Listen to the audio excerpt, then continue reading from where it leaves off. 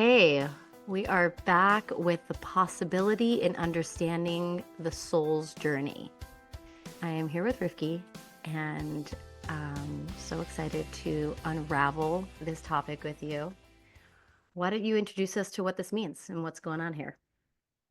Yeah, this is a topic that's very dear to me as a practitioner who works with people around trauma.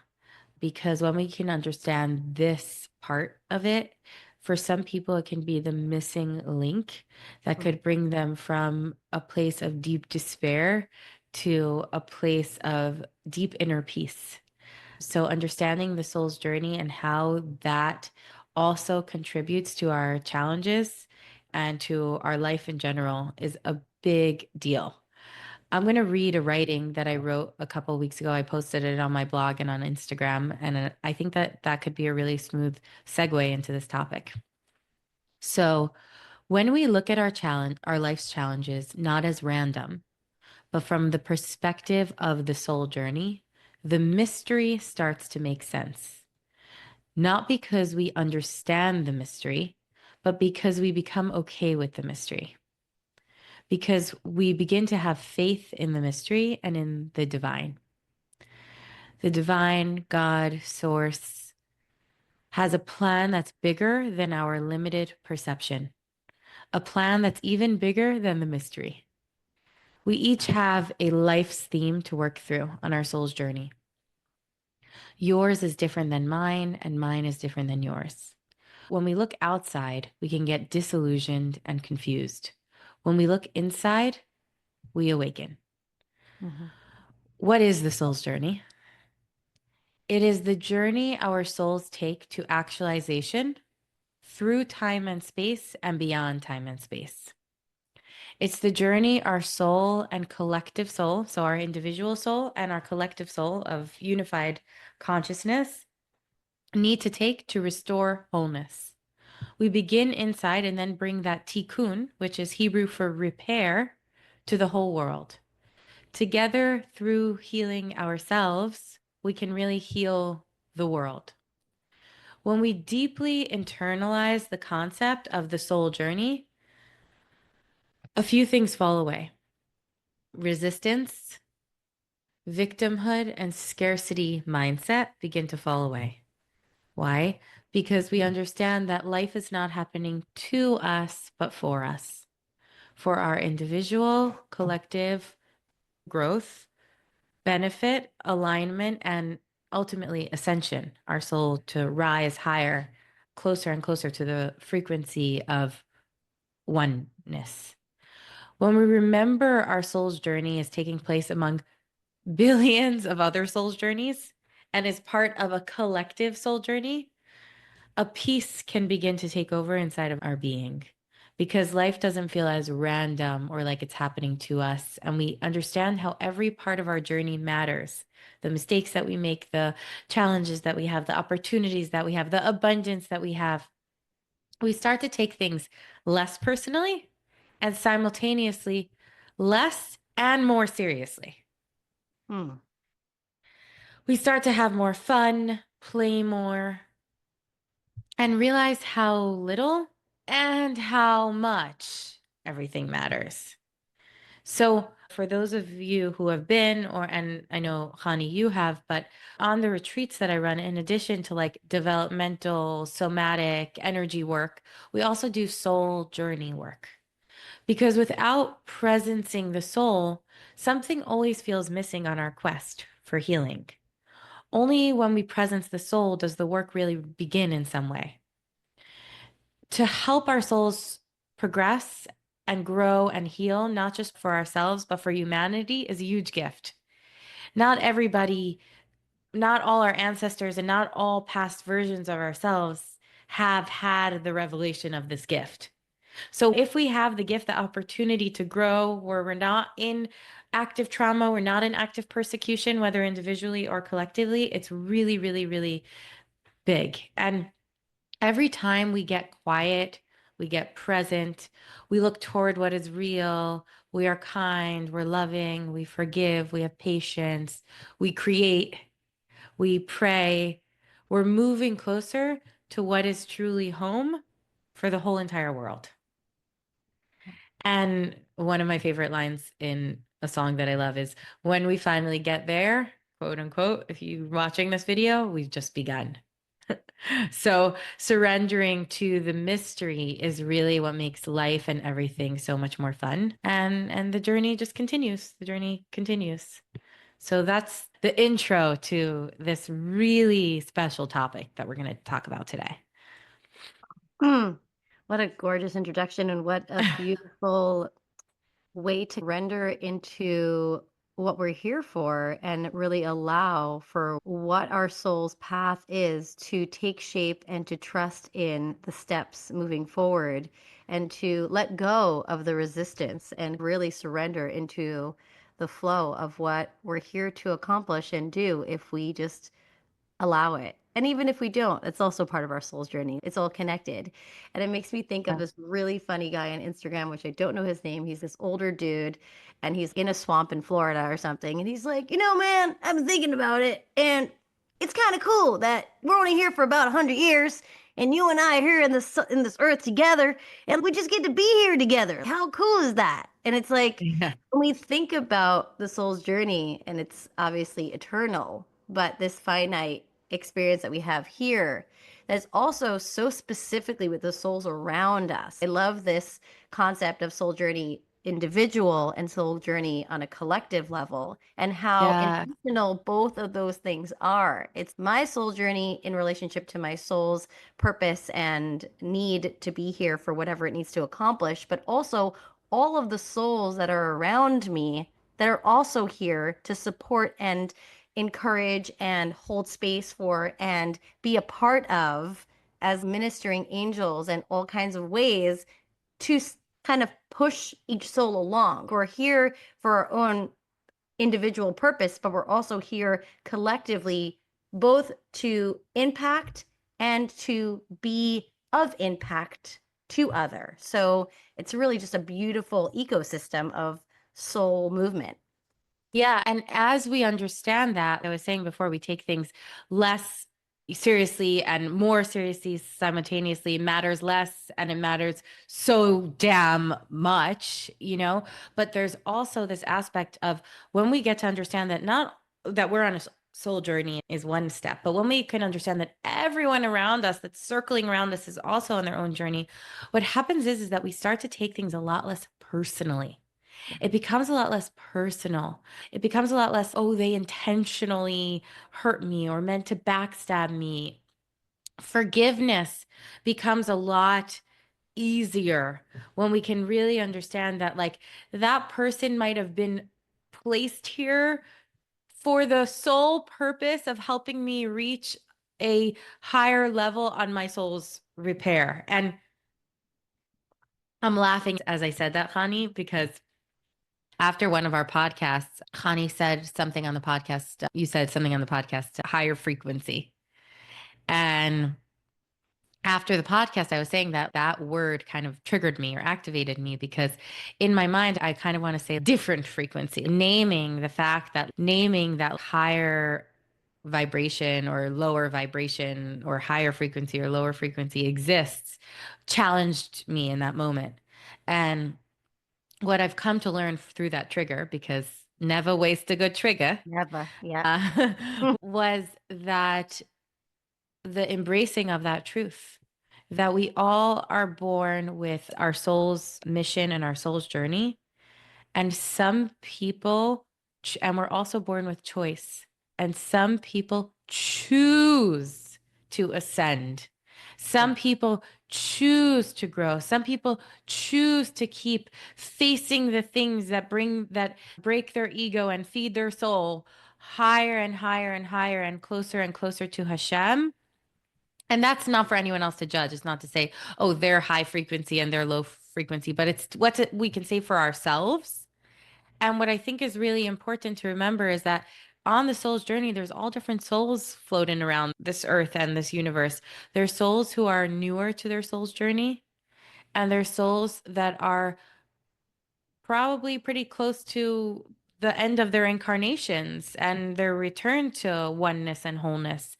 And understanding that really helps us understand not that there's a hierarchy or there's everyone here, whether they're close to their incarnation or a new soul, are the same amount of human because they're human. Yes, absolutely. But there is a space where that really high frequency soul is supposed to be leading and guiding as opposed to necessarily in a student position or is supposed to be taking a certain role in this world. And when we really can honor that and understand that, there's something that a balance, an alignment, a flow moves into our lives and into the universe. Yeah, and it feels like we really get to allow ourselves to be where we're holding in that Yeah. way. Mm-hmm. I think what I'm also hearing is that life is so much about patterns repeating themselves, coming back to something that we've been through. And I think that when you are in the consciousness of soul's journey, there's a different perspective that's available. Because I think that if we come from the place of victimhood and we're back in a circle where we started again, then the energy towards it is like, oh my gosh, was it worth anything? Did I even accomplish anything if I'm back to where I started? Like being hard of myself and berating and all of that. But Yeah. if I am back in a pattern and I'm back where I started in some way, and I am with the consciousness of soul journey, I'm like, oh wow, I get to go deeper. I get to Yes. ascend higher. I get to utilize this as an opportunity, understand that there's more here and that everything that I've learned until now was useful and was so important. And if I'm here again, that means there's more for me to learn in this space. I think that Yeah. the shift really allows us to be where we're holding instead of being hard on ourselves that, like, oh, I can't believe I'm stuck in this place again. Can't believe I'm Yeah. dealing with this crap again. And the way we get out of those circles and spirals is by instead of when we come back to those places, instead of saying, why me? We say, what can I learn from this? Because the difference actually the difference between a circle and a spiral, it's not really getting out of the circles and spirals, it's getting out of the circle.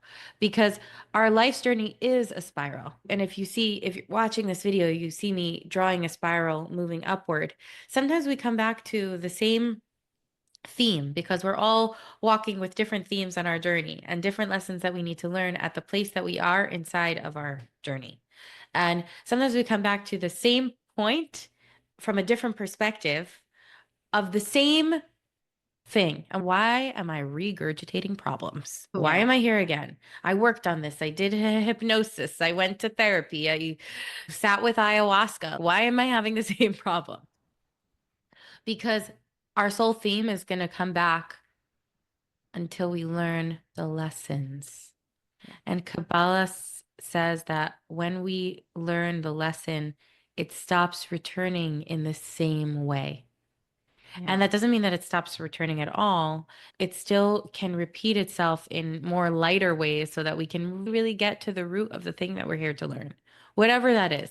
And for each person, it's different, which is why therapy modalities that don't necessarily incorporate soul understanding into it, I feel are limited because there is not one formula for one problem. The way that the problem is manifesting for you needs maybe a different solution than what's manifesting for me. I read this like really funny satire therapy article, and it was saying like all the people that are going to most people, not everyone, but like it was talking about the people who have a really difficulty giving are diagnosing themselves as people pleasers. It's like that's not your lesson. Some people's lessons are to give more. Some people's lessons are to have more patience. Some people's lessons are to compromise more. And some people's lessons are to individuate more, to come back to themselves, to give less, to bring balance to their giving. And that's between ourselves and God. That's not for an Instagram post or an email or a therapy book to tell us. And And we really, part of understanding the soul's journey is being really honest with ourselves and Mm, understanding nobody can plug in a formula for me and tell me how to live my life. I really need to go inward, get quiet, and listen to my own inner being and see what is my next move. And sometimes that means really going into the mystery, like following the threads without knowing where it's going to take me in a minute or a day or a year or 5 years or 10 years.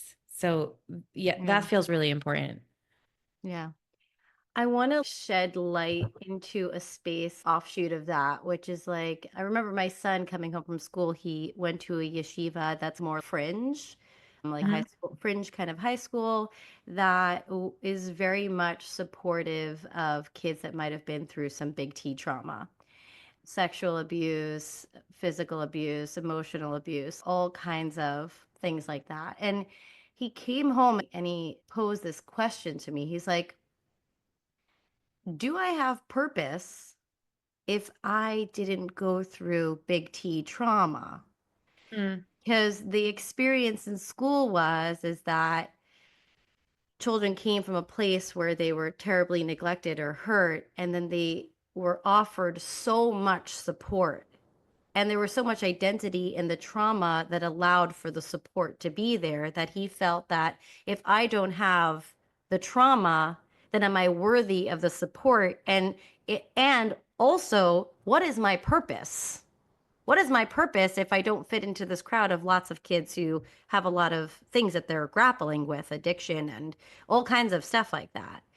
And it was such a good question, such a beautiful, curious question, where we then had the opportunity to have that conversation about soul's journey. It's like you are surrounded by people that have this because your soul is here to play a very specific role in it. And your role is different from that of your friend because you're not the one who necessarily experienced the trauma, but you're here to offer something other than that to the collective. Yeah. And that was a way to settle that because there was a part of him that felt lost in it. Because there's an over validating, almost like the pendulum is swinging, right? So like all these kids who didn't get anything now get so much, but I don't have what to ask. Can I ask for what I need when my need seems so minimal in relationship to what they need? Are my needs worthy? Is my soul worthy? Do I belong if I don't have the thing that seems to qualify or the credential that seems to offer the support that is being given? So it was, Yeah. yeah, it's very interesting how all the different things play together. It's really beautiful that Avi has, is it okay that I say his name? Absolutely. Okay. Yeah. It's really beautiful that Avi has you as his mother with an understanding of the soul journey because then he's able to ask you that question and you're able to orient him to the fact like, oh, your soul is here, like you said, to offer maybe something else to the collective that wouldn't be able to be offered if you had maybe went through the thing that that friend went through. And also we have no idea what our souls have went through, or some people do have some ideas of what their souls went through in other incarnations and in other parts of themselves. And I meet people all the time who say, I don't know why I resonate so deeply with people who went through acute trauma. And I'm like, because whether it happened in this lifetime and you remember it, you don't remember it, your soul finds resonance with similar frequencies. So there's so many of our souls went through things that created the possibilities that we now currently have and live with and the perspectives that we now have. And it's really beautiful that he was able to hear that perspective from you because otherwise it could feel like that question could be pretty like un unanswerable in some Yeah. way. It could be difficult to Unsatiable. answer. Yeah. Unsatiable. Yeah. Yeah.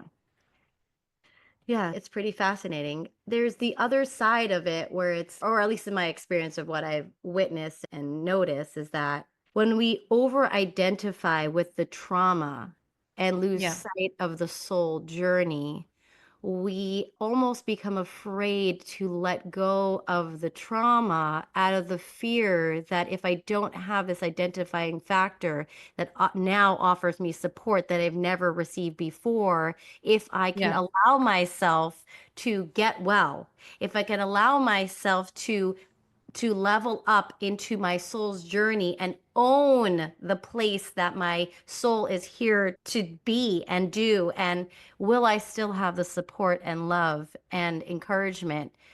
It becomes this thing that, like, Totally. I let go of the identity of the trauma, which will fully allow me to be present in my soul's journey. Will I still receive the things that I need?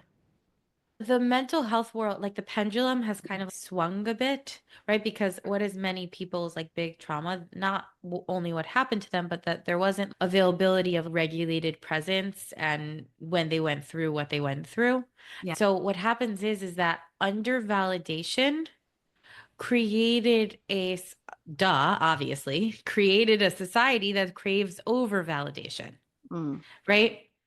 But when does the validation point get to shift into soul journey understanding?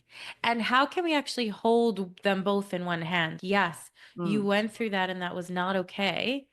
yes. And and soul journey understanding that was your soul's journey, and we need both because soul journey understanding without validation is called spiritual bypassing.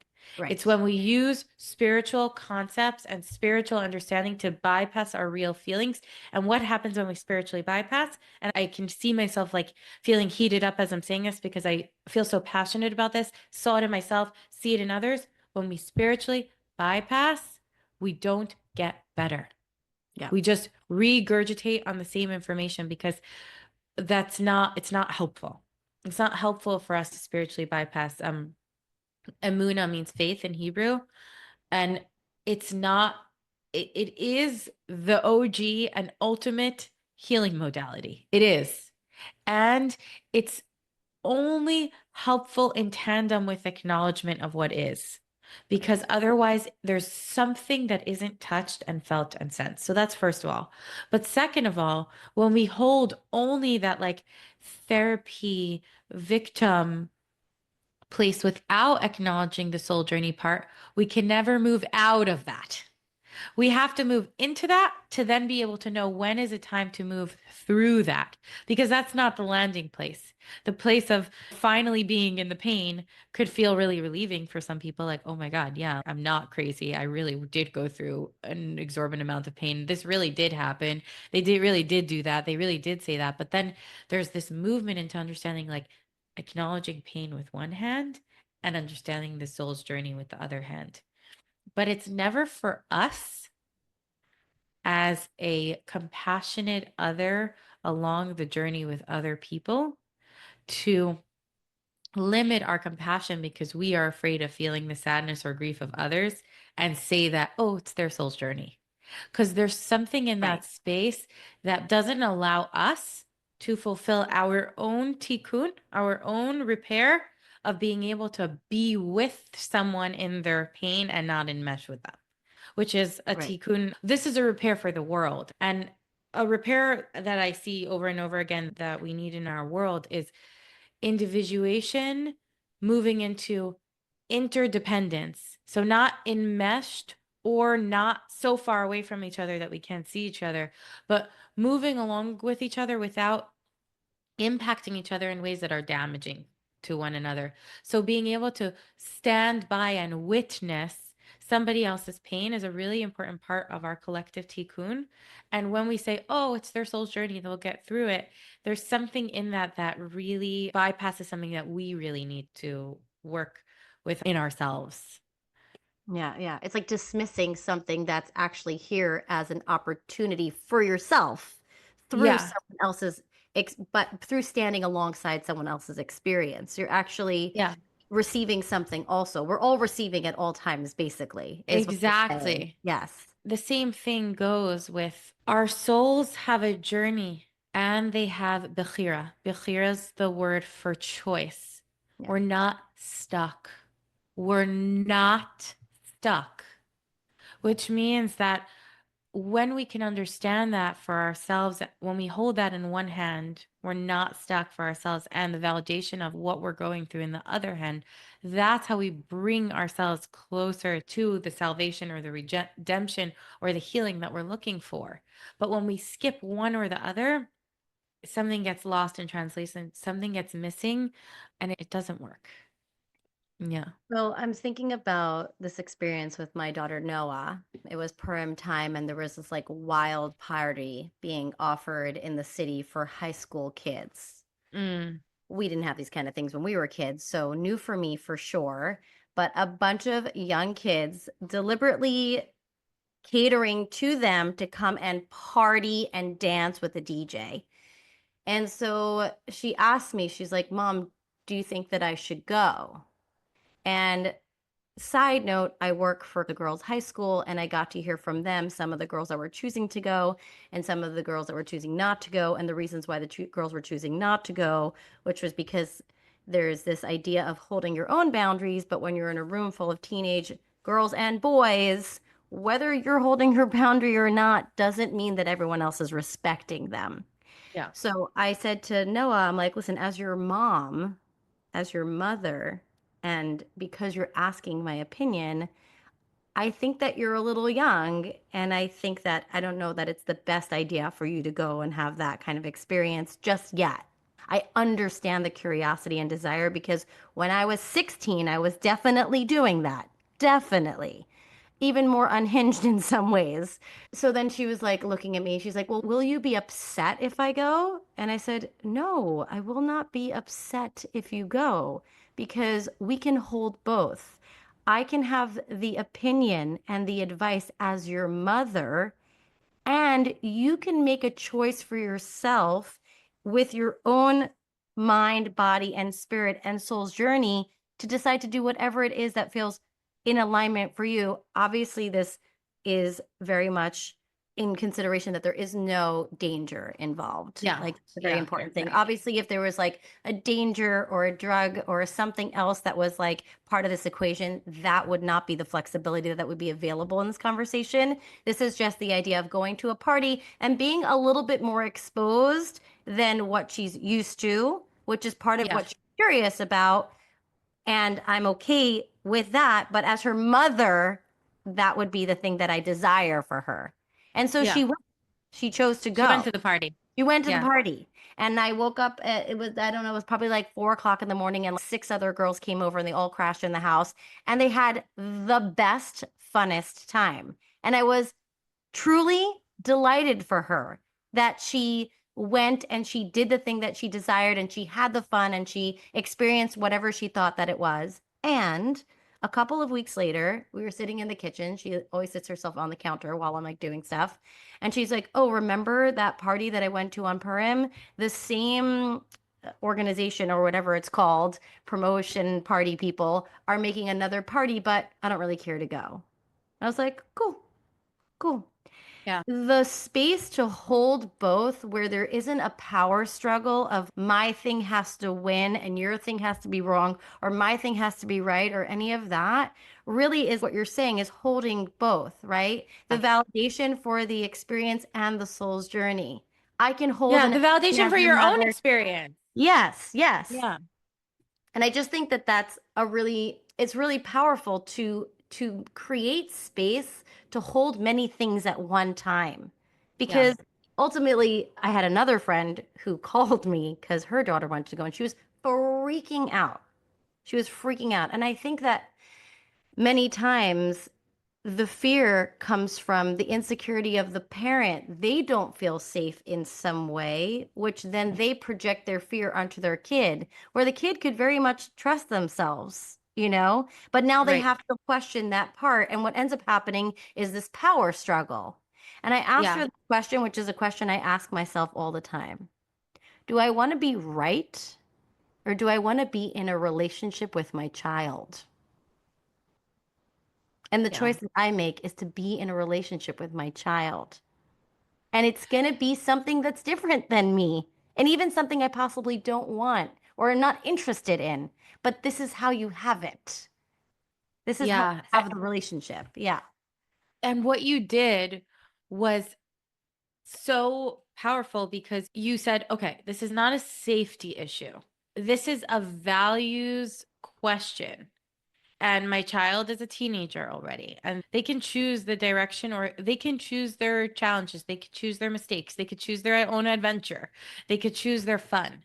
The challenge that happens inside of the world of parenting that I see in working with many parents is that because parents, because of whether it's society, whether it's religion, whether it's schools, whether it's other people, it could become difficult for them to discern what is safety and what is not safety because of their own trauma and because of their own unsafety. Yeah. So they could project unsafety into things that are actually safe, that are actually okay, that are actually human, that are actually adventurous, that are actually fine. And of course there's risk in everything, but that's the fun. Yeah. That's life. Yeah. And one can't protect their child from something. But I've seen you in other situations where there was things that were less safe and you would stand whatever, a kid is crossing the street, a kid is lighting a fire, or whatever it is, I'm going to stand up and I'm going to make sure, because it's my responsibility to make sure that that doesn't happen. Understanding the soul's journey does not mean becoming a neglectful parent who just looks the other way and is like, my child is just on a journey. So Right. Right. they're just gonna step into the frying pan while it's on the stove. No, they're not gonna they're not that's not this. This is understanding what is safety and then what is that space beyond safety where my values might be in a different place than my child's values or than my friend's values. Yeah, it's also making me think she had all these girls come over. I didn't talk to her about that before I woke up in the morning and there was like literally 7 girls crashing at our house, which made me think that probably most of those mothers didn't know that their daughters went to this party and Right. were just staying over at Noah's house, which is a new person that they never heard of. And Yeah. I totally get that because I did the same thing when I was a kid. But it was funny because the reflection that she had towards me, it was like, Ma, I told them it was okay because I know that you don't care. Mm. And I was like, no, I want to clarify something for you. I know that the energy Ah, around it seems like so easy that almost like I don't care, but actually I care so much, which is why I allow you, without even asking many times, to have the friend who needs a place to stay over. It's not because I don't care and there's a dismissiveness. It's because I care so much that there should be a home and a place that is safe no matter what, for you first and foremost, and for the people that you care about, that maybe that's not available to them right now. And she was like, oh, like that. I was so grateful that she made the comment so we got to clarify the understanding of the depth of what this is, because it, on the surface as a teenager, it just seems like my mom's so chill, she doesn't care, whatever, just like come over, it's cool, you know. But no, it's actually because I care so much, which is why I want this atmosphere to be available to you and this ease around being able to support others on their soul journeys, quite literally. Mike freaking drop. Yeah. Yeah. Yeah. Wow. And But what is so yeah. beautiful, I just want to continue the thought for a second. What is so Yeah. beautiful actually is recognizing, first of all, that the souls of your children chose you to be their parents. So we are very intended together on this journey, very intended. And the other part is that they're actually going to teach me what I need to learn in my soul's journey too. This is a two-way street. This is not just me being in the dictatorial state and I just decide for you what's best for you. I can't know what's best for you. I am not here to mold you into what I need you to be so I feel comfortable. I'm here to witness and support you in the mistakes that you're making, Yeah. because that's how you grow and that's how you get more and more aligned with what your soul is here to do. And in that process, learn about myself. I'm just thinking, I took this ayahuasca, my first ayahuasca journey, and in the journey, there was this moment, or I don't know, time and space is interesting when you're under plant medicine. But Itai, my son Itai's face came in front of me, and his like sweet, sweet, freckled, blue-eyed, gorgeous, smiling face was like right in front of me. And then in the journey, I went through his eyes. You know how they say the eyes are the window to the soul? I went through his eyes and I encountered his soul. And his soul was showing me these beautiful traits of kindness and gentleness and compassion and patience. And I was like, wow, what a soul. What a soul with these beautiful parts. And I didn't know how it related to my life. Journey over a couple months passed, and suddenly Itai was in a challenge. He was in a challenge in school. There was some kind of bullying going on. And my desire, or the way that I handle things, is tell that kid to go to hell. Bring in the aggressive, you're not going to tell me what to do energy. Like this kind of entitled, sort of, shoulder pushing energy.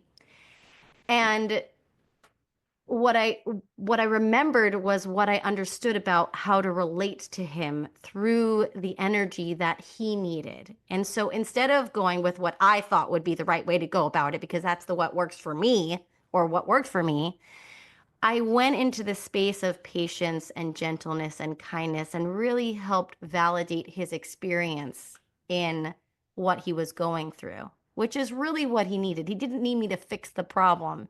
He needed to be seen in the discomfort that he was in. And so, with having that wisdom and insight that came almost like a prophecy, I had what to offer him. But when I sat with it further, I realized actually, yes, this obviously was for him, but really it was for me so Yeah. that I, through him, can introduce kindness, gentleness, patience, and compassion to my own experience so that my soul can learn the thing that it's here to learn from his soul, both on our Yes. parallel soul journeys. So just so powerful. Just this soul So stuff is so beautiful. powerful. Yeah, and it's so beautiful to be someone who's learning as you were talking the whole time, the word that was in my brain was humility. A big part of the tikkun, it seems, of a parent is to learn humility, Mm, is to learn to understand that like this child, they've chose me as their parent to lead them and guide them, and I'm only human, which means that I have limited understanding in my human aspect of myself, and to like really learn and understand that, and understand that my child is not me and I am not them, but we are intertwined by the soul. And when I neglect them, I neglect myself. And when I'm aggressive with them, I'm aggressive to myself. And that doesn't mean when we understand the soul's journey, that doesn't mean we are abolished from shame. And mhm, that doesn't mean that we have to either enmesh with shame. It's not about shame. It's about we do what we do when we know what we know. But when we learn and understand, we have capacity to humble the self, to ask for forgiveness, because that's what our souls need to evolve. Oh, Hashem, the universe gave me a role that I didn't have the full capacity to meet at the time. And now I do. So now when I know differently, I do differently. And there's something so beautiful in witnessing you mother your children mm, inside of your evolution. Because it's like you have this space where you are so honest with yourself, and that humility leads to a lot of confidence and a lot of self-trust. It's like when I can know my shadows, when I can know my tendencies, when I can know my leanings, when I can know where that I can also know my strengths as a parent. I can also know the things that I do so incredibly as a mm. parent, and all of those things come together in this beautiful whole mother experience that you embody, Han. And it's such a frequency of understanding the soul's journey, and understanding that understanding the soul's journey doesn't only mean understanding that my child's on a soul journey, but understanding that my child is a window and a mirror, Yes. more correctly, to my own soul and my own soul correction that my own soul needs to make. And some people's souls need to learn patience, and some people's souls need to learn self-love, and some people's souls need to learn acceptance, and some people's souls need to learn all kinds of things. Yeah. First of all, thank you. That's such a beautiful reflection. And I feel like it's almost hard for me to receive all of that, but I am slowly Yeah. allowing it as much as I possibly can to receive that. So thank you so much for that. Um, Yeah. but it was interesting because that bullying time, which was last year, it was hard for him. It was a hard time for Itai. And this year I was walking with him. I think it was before Yom Kippur holiday. And I was walking with him and he was saying something like, "Oh yeah, I was talking to him about something and he was like, "Yeah, the boys don't really bother me. Those boys who used to bother me, they don't really bother me that much." I was like, "Oh wow. That's so cool. What happened?" He's like, "Well, I just learned how to stand up for myself." Almost like trusting that they will get to the place that they need to get to when it is right for them, Yeah. and that by staying with them and witnessing where they're holding, in this way I had the access to the wisdom of how for Itai. He didn't need me to solve his problem. He didn't need me No. to give him a way to be. He found his way himself. Yeah. And by holding space for allowing the feelings that were present for him to be felt, it brought him to the solutions that he came up with his own soul in his own soul's journey. I think, Beautiful. yeah, I think Yeah. that there's something that we think that we're going to save, that we're going to prevent. If I would have told Noah, no, you can't go to the party. And guess what? She might have just gone to the party anyways. And the thing that you would have to carry with her is guilt and shame Yeah. because her mother didn't create a space of holding both, where there was only this or that. So if we can also trust in the journey, which is not just this moment, it's this unraveling for the time that we're here in this world, then I think that I don't know. I think that there's just so much more ease in just staying with this moment, staying in what Yeah. is needed here, which was very evident to me in Itai's evolution and just noticing that, wow, he came up, he figured it out. He figured it out. Yeah. They will figure it out. There's something else that I'm thinking about. Okay. So I want to talk about this idea of very individual soul journeys and Mm. say that, my son Avi had a girlfriend. He was around 17 when he met his girlfriend. And in our culture and where I come from, my religious background, first of all, having a girlfriend is already kind of liberal. And then in the way that I chose to go about it was even more liberal, where they spent a lot of time in our home. And even on the weekends, she stayed over with Avi in my home. And I had many questions about that posed towards me. But isn't this like what kind of example is this setting? And what about the rest of your kids? And isn't this going to be a bad example? And blah, blah, all that kind of feedback. And first of all, I don't lump all of my kids together in one bag. Each one of them is their own individual being on their own very particular journey, who are all going to choose whatever is going to be right for them in where they're evolving into. So, first of all, let's not lump all the kids together and decide that if one person does something, that means everyone else is or has to do something. That's not real in the way that I do things. If one person gets something, doesn't mean that every other person has to get the thing. We can all just be happy that they got the thing. Lucky for them. Yay. But the other part is that if we're just being honest, what's going down is going down. And I much prefer as a mom to A, be in relationship. That's my highest value, is to be in relationship. And B, it happened in my own home. Because Yeah. when we don't let the thing that's happening anyways, which is part of the soul journey, when we are resisting or pushing back towards something that's happening anyways, then we're just creating a space where the thing that they're doing anyways can't be in the place that is your own home, and where it's no Yeah. longer safe to have the thing that you are experiencing regardless, because at 17 years old, if you think that you can control somebody, that is just a total illusion. Yeah. And so I prefer that it just be here. And Yes. it does, and as my children evolve, it does not mean that the next child is choosing the same thing. He's choosing something totally different for his trajectory of his soul's journey, because guess what? He's on a different soul journey. So it's Yeah. not going to look the same. And if this receiving in the way that I did of Avi's girlfriend in my home and in the way that we go about it is going to affect one of my children in their soul's journey, it's for them also. This is for all of us. I just thought of this idea that like all of your children really do. All of your six kids, I mean, some of them are still young, but they're all different. They're all really, really unique. You really can see, sense, and feel their soul signature. Yes. Do you know why? Because that is the space that you created for them. I think to myself, like every single person's really on their own path if they're allowed to be.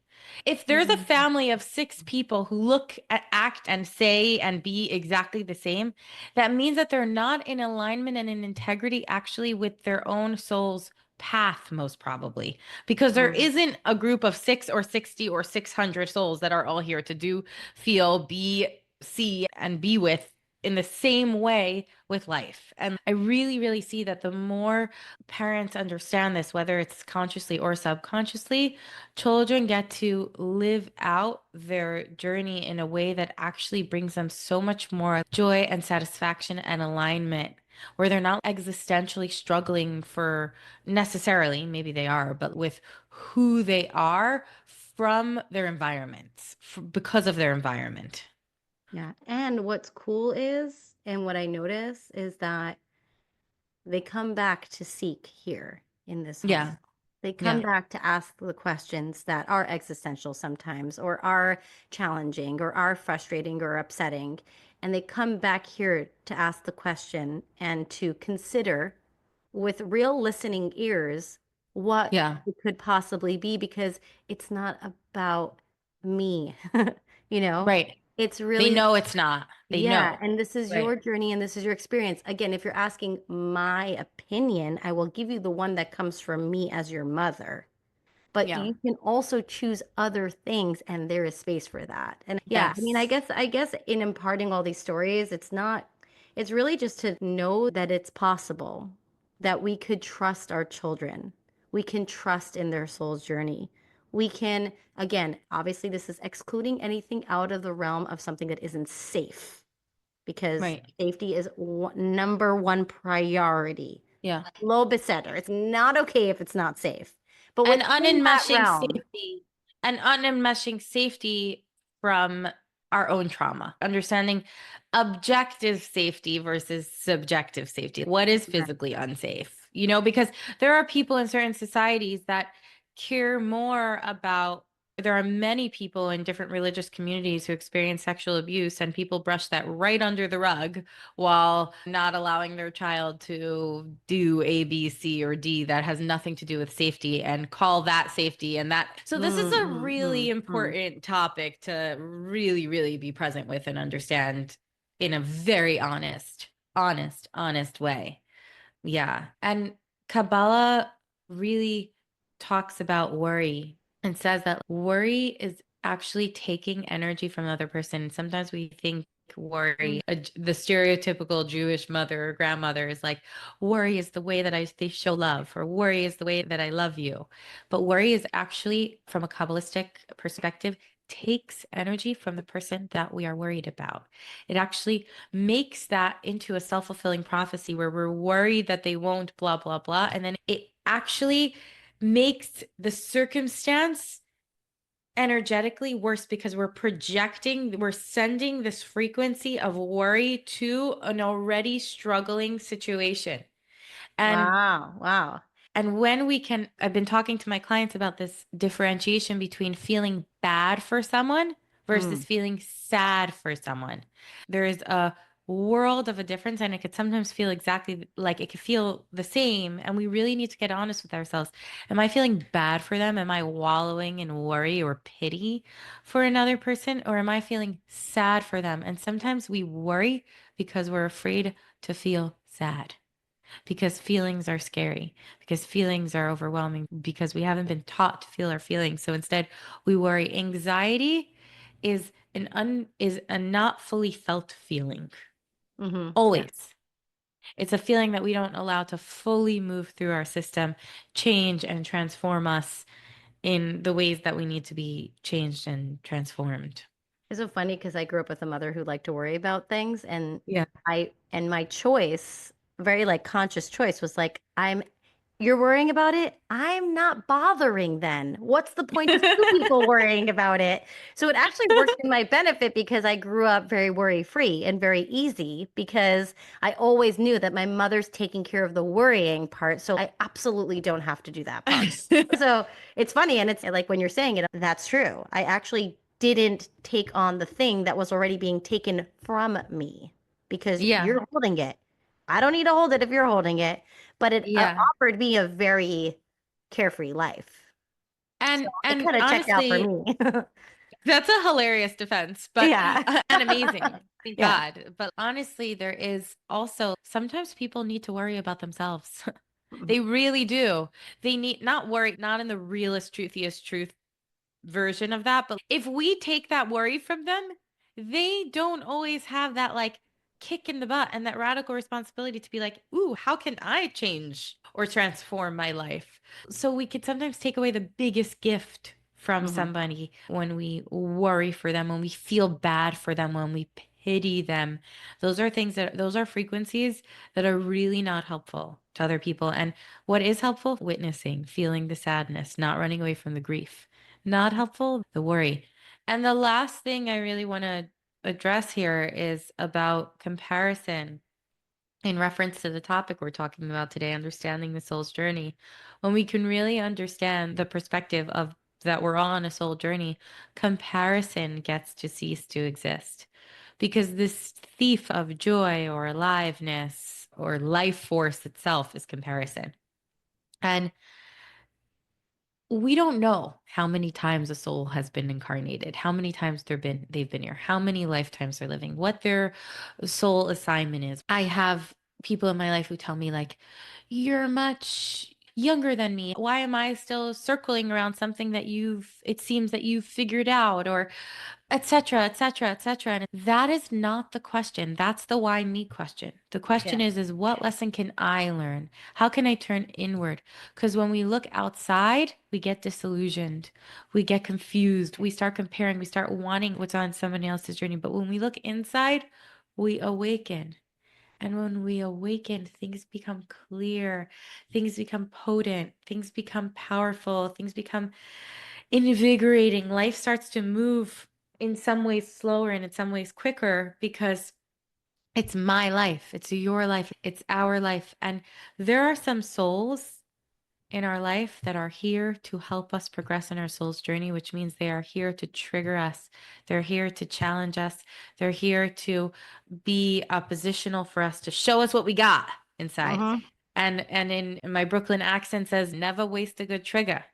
And there are some souls on our journey who are just here to support us, are just here to give us friendship, are just here to cheer us on, are just here to lift us up. And we have the bechira to choose, the choice to choose, not who comes into our life, but who we are in other people's lives. Mm. Do we want to be the soul that, do we want to be the soul that lifts other people up, that lifts each other up into the light, that mirrors to each other the light of their own being, and that also embodies the possibility in the universe? Because I have some clients who are in a space of really self-actualization, like a space of real abundance, a space of real growth.